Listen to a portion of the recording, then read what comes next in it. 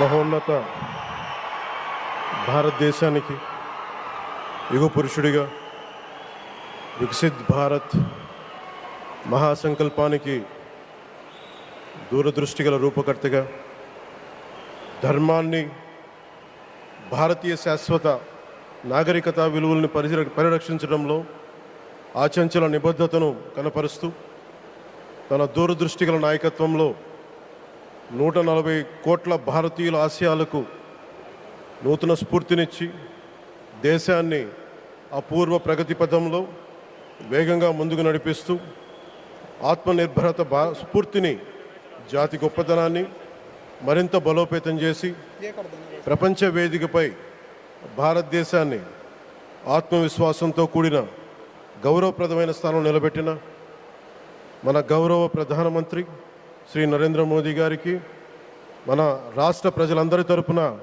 హృదయపూర్వక అభినందనలు తెలియజేస్తున్నాను. వేదిక పైన ఆసీనులైన honourable governor of Andhra Pradesh Shri Abdul Nazeer గారికి,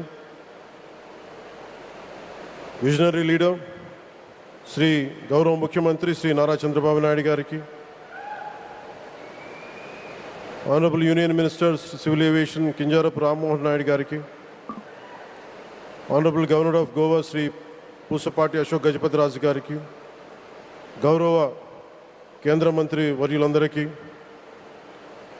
సోదర సమానులు శ్రీ నారా లోకేష్ గారికి, ఈ కార్యక్రమానికి విచ్చేసిన గౌరవ మంత్రివర్యులు, పార్లమెంట్ సభ్యులు, శాసనమండలి సభ్యులు, శాసనసభ్యులు, to so to greater heights.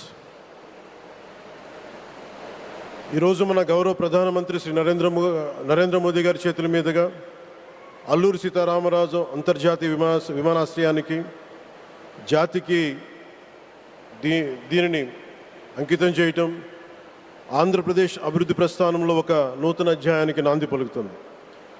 Modi గారి నాయకత్వంలో ఈరోజు 17,435 కోట్ల విలువైన అభివృద్ధి కార్యక్రమాలు ప్రజలకి అంకితం కావడం, అలాగే national highway projects, energy infrastructure ప్రాజెక్టులో ప్రారంభోత్సవాలు, శంకుస్థాపనలు జరగడం మన రాష్ట్ర అభివృద్ధిలో చాలా కీలకమైన ఘట్టం రాష్ట్రంగా అవతరిస్తూ ఉంది.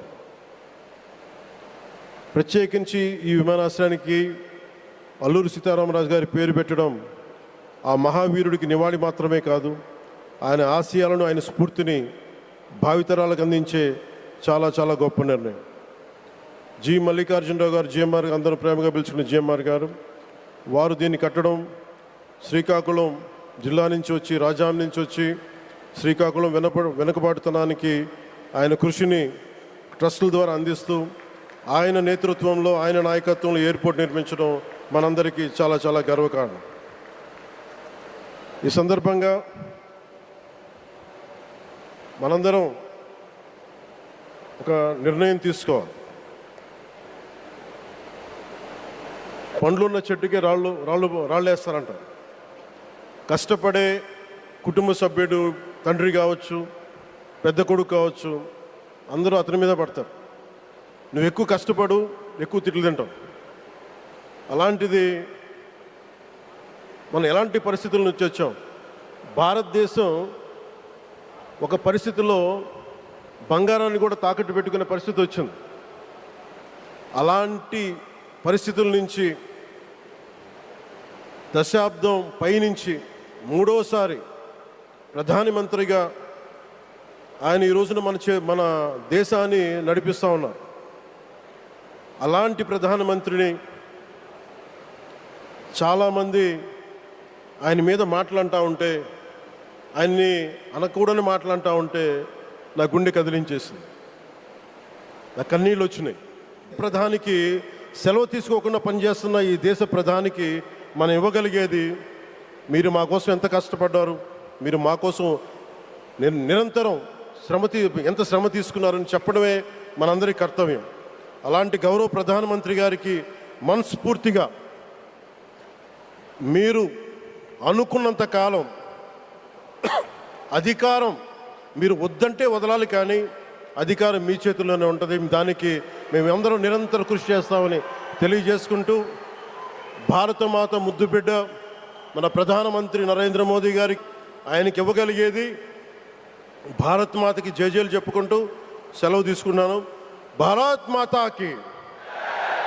గౌరవ ప్రధానమంత్రి గారికి మరోమారు ధన్యవాదాలు తెలుపుకుంటూ మీ ఆశీస్సులు మా అందరికీ కావాలి, రాష్ట్రానికి కావాలని తెలియజేసుకుని సెలవు తీసుకున్నాను.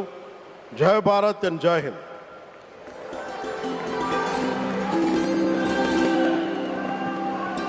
Thank you sir, thank you very much.